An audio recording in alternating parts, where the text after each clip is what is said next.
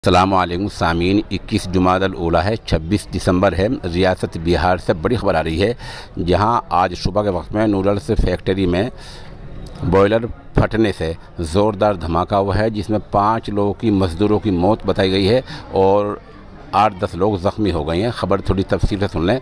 रियासत बिहार के मुजफ्फरपुर इलाके में आज सुबह नूडल्स फैक्ट्री के बॉयलर फटने से ज़ोरदार धमाका हुआ है। हादसे में फैक्ट्री के अंदर काम कर रहे 4 मज़दूरों की अचानक मौत हो गई, वहीं एक मज़दूर शदीद ज़ख्मी है।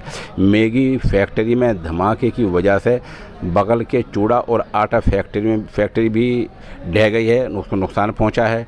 वहां काम कर रहे 2 मज़दूर भी ज़ख्मी हुए हैं। मौके पर एसएसपी जयंतकांत पहुंचे हैं।